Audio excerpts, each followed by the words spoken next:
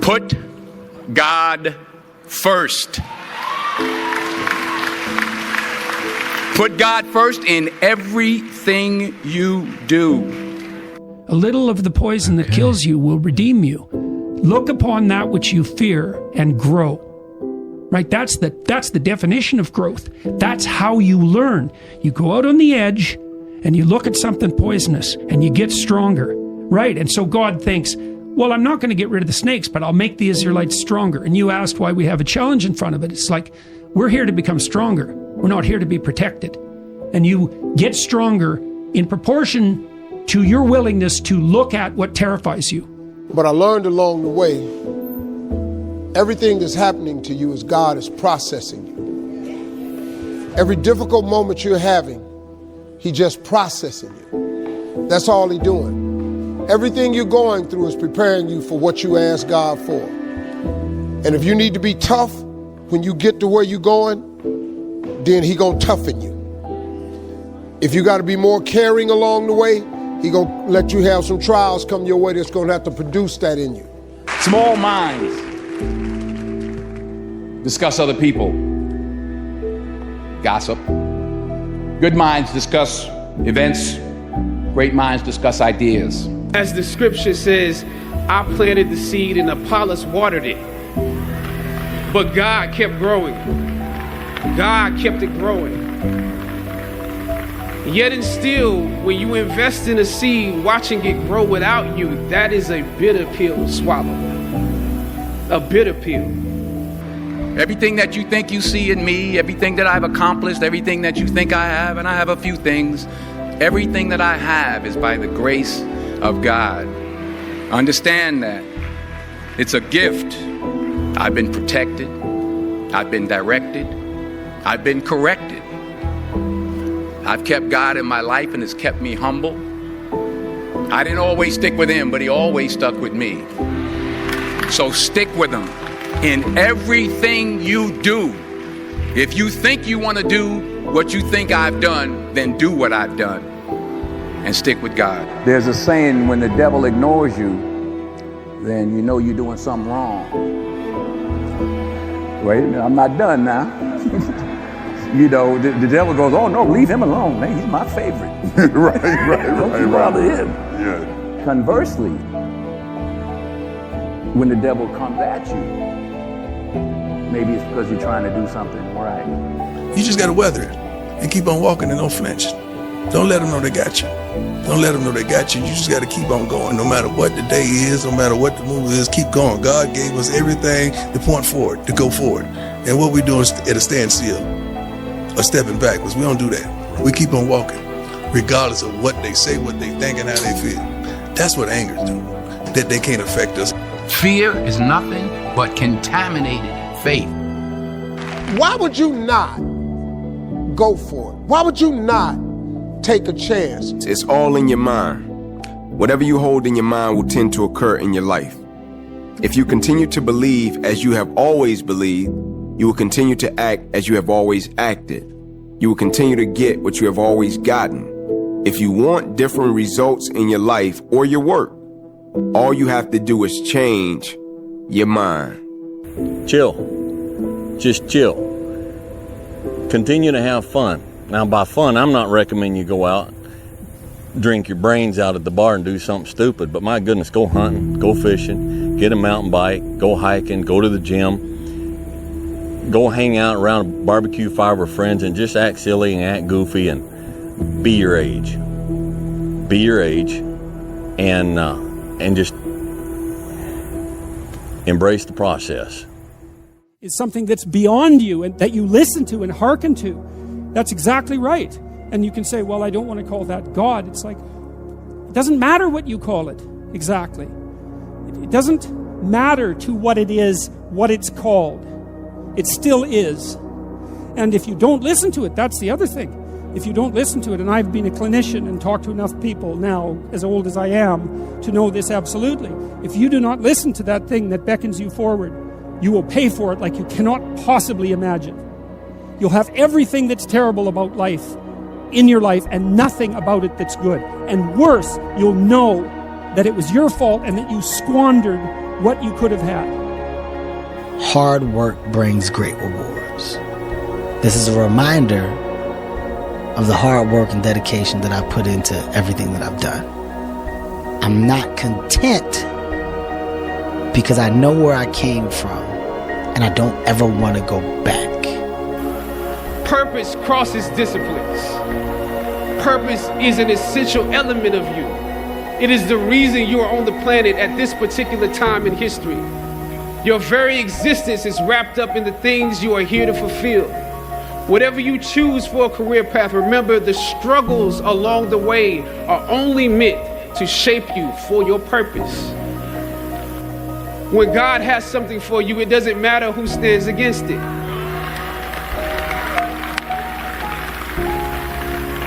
God will move someone that's holding you back away from a door and put someone there who will open it for you. If it's meant for you,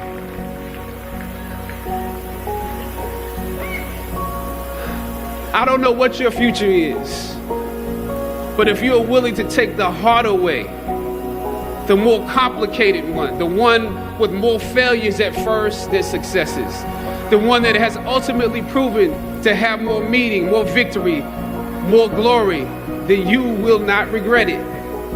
But sooner or later, it's something that's inside of you just has to want it. You have to need it. You gotta go at it like it's that next breath that you gotta take, that you nobody can stop you. And the closer you get to it, you're gonna have naysayers, you're gonna have doubters, you're gonna have people that's close to you, that even in the crib with your laying beside of you that don't believe in you. But it's up to you to wipe the tears out your eyes and go get it. But what happens even if you get it or you don't get it? What happens when God says yes and no? Like, do you have the ability to accept what you don't understand? Can you still see God's plan when it didn't go the way that you thought it would go? Can you handle when things get off course? I'm sitting there and I'm thinking, like, man, I'm 8 games away and God is redirecting me. And I'm like, God, just let me get to the NFL, then redirect me. Like, let me get the contract, then redirect me so I can help my family. And God's like, no, son, I need you to really go that way. And I'm like, you sure? Like, man, I need to go this way. He's like, no, I need you to go this way. I got something greater for you. Now, it might take a little longer to manifest, but I got something even sweeter.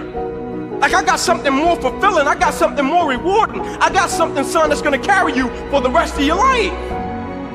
Like, it's an amazing thing. I knew this was what I was supposed to be doing when one day I'm backstage and I got the same feeling that I got when I used to be in the tunnel before I was running out of Neyland Stadium. And I said, thank you, God. If you don't keep your promise, then what are you really? Your promise, your word is your reputation, and your reputation precedes you anywhere you go. Sadly, these days, everyone's so willing, so quick to break promises and to ghost people and to, say something but do the other thing. And I don't know, maybe I come from a generation that's different, or maybe I just don't know any better. But I'm telling you right now, a man who can keep his promise and who can keep his word is a man of higher reputation, of higher value, and higher self-worth, right? If you have like self-esteem, self-confidence problems, it's because you probably haven't been keeping promises to yourself. A man who has high confidence keeps promises that he makes to himself and to others. It's not a bad thing to be unique. It's not a bad thing to be different. It's not a bad thing to be comfortable with yourself, regardless of what everybody else around you is doing. He says, imagine you're on your deathbed, and standing around your deathbed are the ghosts representing your unfulfilled potential, the ghost of the ideas you never acted on, the ghost of the talents you didn't use, and they're standing around your bed, angry, disappointed, and upset. They say, we came to you because you could have brought us to life, they say, and now we have to go to the grave together. So I ask you today, how many ghosts are going to be around your bed when your time comes? So it's like if you were playing a video game and the way to win the game was to make the most successful character, right? You would have probably a really character-driven human being in terms of like they'd be patient, they'd be hardworking. Like you think about all these traits that they would have, right? They'd probably be tough emotionally, like etc. All right, cool. That's the character, and that's the person who's going to be really successful. We can all probably agree on that. Okay, how do you create someone who's patient? How do you create someone who's tough? How do you create someone who, right, so all of a sudden if we had to then engineer the game in order to boost those points, we'd have to get them beat up a lot so that they could get tough. We'd have to make them wait a long time so they could become patient. And so to the point that you made about like these people who become really successful have these traits and also share the fact that they've been through all this shit. It's like, well, they got the trait from the shit, and then the trait was the ultimate output of the experience, and that trait then made them super successful that they didn't have earlier. I say chase your dreams, man. Do that thing, man, that keeps you up at night. That thing that bothers you, man, that makes you trip. You can't quit thinking about it. You always, that thing, man, that you wake up in the middle of the night, you got a new idea. That's what you got to chase. Because anything else, it's going to disappoint you. 400 trillion to 1. When you understand that math, how can't you live your life? That's how rare it is to be a human being. And what are you waiting for? Like, you've been given this ridiculous triple miracle. Like, you're literally more likely to win the lotto 10 times in your life than actually have a life. So I ask you, my friends, with this one life, you're gonna sit on your couch and dwell? You're gonna be upset about some shortcoming? You're gonna be upset about that thing that happened last week that you up? I'm asking you, I'm promising you, please take this swing, make this at bat. If you don't fail, you're not even trying. I'll say it again. If you don't fail, you're not even trying. My wife told me this great expression. To get something you never had, you have to do something you never did. I never looked at things as problems. I look at them as opportunities. Maybe that's something I can say. You know, someone, well, she did this, and I was, well, what an opportunity you have. Yeah, well, the world, you know, because they said this and Shannon said that. Yeah, well, what an opportunity you have to make a difference. Because you never know who's watching. But more importantly, you shouldn't do it to be seen. You know, pray about it. Whatever it is you're committed to, fight for it. What did you say? Fear is nothing but contaminated faith. That's right. Fear is nothing but contaminated faith. I am so tired of people stopping because their uncle critiqued them, or their mom made fun of them along the way, or their girlfriend doesn't think that they can do it. You've got one at bat, 400 trillion to 1. Please do something about it. We are living through the greatest era to be alive ever. Yes, there's stuff. I got news for you. There's always stuff. But when you take control of your at bat, when you put it all on yourself, when it's your fault and your wins, when you own it, that's when it starts happening. So please squeeze the shit out of your one life. All of that I was going through, that I was tripping with, that I did not appreciate or understand, I understand it now, because I'm on the other side of them troubles. And I understand what all them troubles was for. And even though I did not understand or appreciate the route he took me on, it was the route I had to go on. See, the route you on right now is the route you got to take. And it's very uniquely yours. This thing you going through, this just uniquely yours. You just got to understand you ain't the only one. You ain't the only one going through it. Now, in the order that it's going to happen, it's just yours. To get anything of value, you have to sacrifice. I know that, Dad, but I think if we continue down this road, it's going to be too detrimental for the kids. It's just too hard. Do you know that the harder thing to do and the right thing to do are usually the same thing? Nothing that has meaning is easy. Easy doesn't enter into grown-up life. And my biggest fear, honestly, was, let's say this. Let's say I don't care if you believe in God or not. I don't care. So let's just play a game with me. Let's say you're God, and we have a big, long line of people. And I made it to heaven. 75 years old, I'm 300 pounds. I made it to heaven. I worked for Ecolab my entire life, spraying for cockroaches. That's what I did. But I'm dead. I'm in heaven now. And you're judging us all now. So we're in line. We're all sitting there in line. You have Adam Brown. He has a big board up, and you're talking to Adam Brown about his life. And you rip it down, and I'm next in line, David Goggins. I see my name, and I see all this shit, and God goes, hey, you say, read this, man. And I'm reading this list, and I'm seeing 182 pounds, Navy SEAL, Ranger School, motivational speaker, changing lives. Okay, man, pull up record, all this shit. And I'm like, that's not me, man. And God looks at me and says, that's who you were supposed to be. You're always afraid to take the first step because all you see is every negative thing 10 miles down the road. But you can do anything you want. You are bound by nothing. What are you passionate about? What do you want?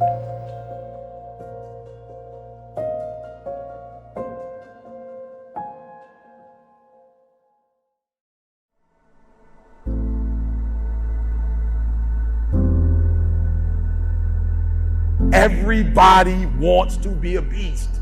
What do you mean, E.T.? Everybody wants to make their dreams become a reality. There's no one sitting in this room who said, E.T., I want to procrastinate. E.T., I don't want to get it done. E.T., I don't want to get to the next level. E.T., no, every person in this room, not only do you want your dreams to become a reality, you deserve for your dreams to become a reality. So I'm going to build off of yesterday, right? And I realize, E.T., as long as you're average, you're going to get what average people get. Now, as I'm speaking, you're not just hearing the words, but as I'm speaking, you are identifying who am I and why am I at where I am right now. Average. There's some folks in this room, your dreams are phenomenal.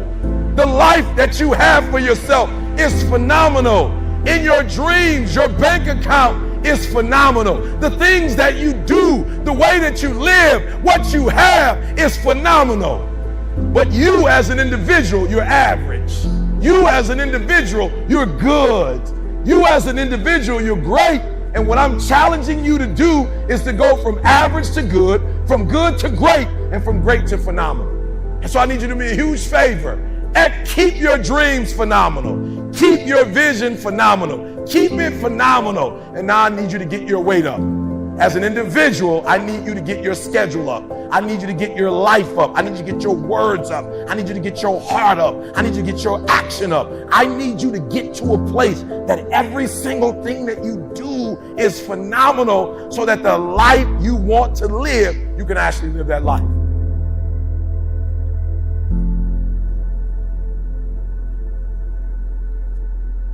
Every single person that I've ever come across, I've never heard anybody say, E.T., my goal is to be a loser. E.T., my goal is to always come up short. E.T., I've dreamed of being in second place my entire life.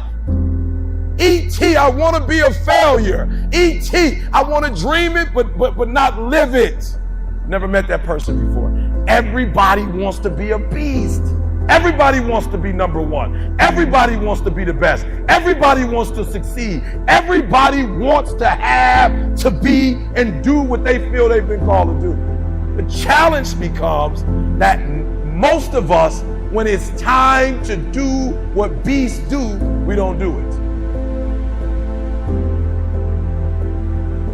3 o'clock in the morning, every day, 3 o'clock in the morning. And so there's some days when I wake up. I just woke up recently and it was 2:45. I looked at the clock and I said, look, between me and you, we got an agreement. It's 3 o'clock. It's 2:45 right now. Like, listen to me very close. Technically, I have 15 minutes. Technically, I have 15 more minutes. I never told the world that I wake up at 2:45, ever, right? But never, I've never said that I make a vow to get up at 2:45. But when I looked at the clock said 2:45, and the average person in me said, E.T., just pull the covers back over here. It's okay. You got 15 minutes. But the phenomenal in me said, E.T., if you go back to sleep for those 15 minutes, there's no guarantee you're going to get up at 3 o'clock. If you go back to sleep right now, you might wake up and it's 4 o'clock. You might wake up and it's 5 o'clock. You might wake up and it's 6 o'clock. All you have is right now. Are those 15 minutes that sweet that you're going to push back your dream, that you're going to push back your goal? Everything you've ever wanted, son, you're right there.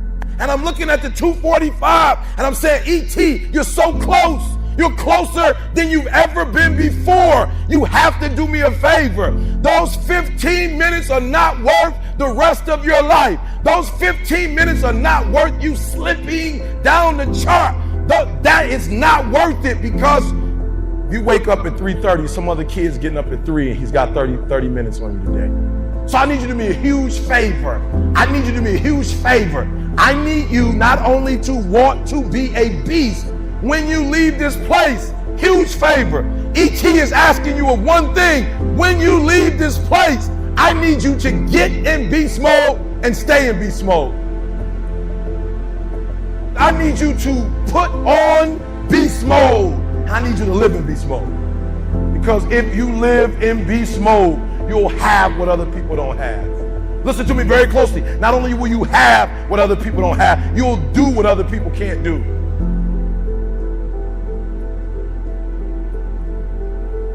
So you got to do me a huge favor, guys. Come on and hear me. Everybody's got a dream.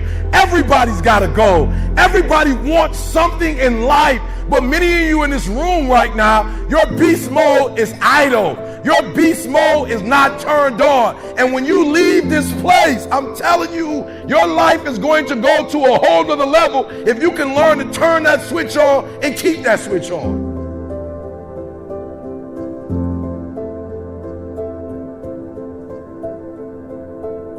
There are going to be so many people that are haters, so many people that come up against you, so many obstacles, so many trials, so many tribulations. And when people ask me, E.T., like for real, E, I know you can give me 20 things that you've done to help yourself to become successful. But E.T., I just need like one or two. Can you give me one or two? And one of the things I tell people is, I outlasted the pain. I outlasted the pain. When I was sleeping in those abandoned buildings, I kept telling myself, one day you'll be a homeowner. Every time I walked into that abandoned building, I told myself that this might be your current circumstances, but this will not be how the story ends. All you have to do, E.T., is to survive today. To survive today. When they kicked me out of school, I knew that I would not be a high school dropout for the rest of my life. I knew I got to get through this one day. And so every single day when I wake up homeless, one day, every single day when I woke up in that abandoned building, one day is going to be E.T.'s day, but that day can't come if I give up today. So every single day when I woke up, I kept telling myself, today might not be the day, but soon it will be my day, and I will recycle my pain.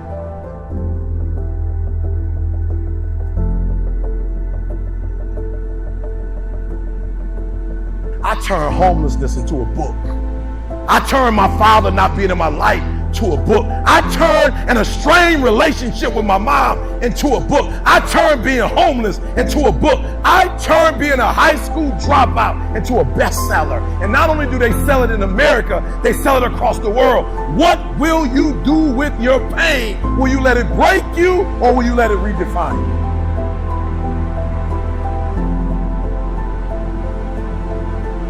I made a decision. I didn't go to the doctor and get surgery and get a new brain and get a new heart. I didn't pay any money to get like an upgrade. I didn't get Eric Thomas 5.0. I was the same guy. Then what happened, E? How do you have almost a PhD? How do you have a multi-million-dollar company? How are you traveling across the world? How are you competing with a Tony Robbins when you come from nothing? One day I made a decision that enough is enough. I'm tired of being average. I'm tired.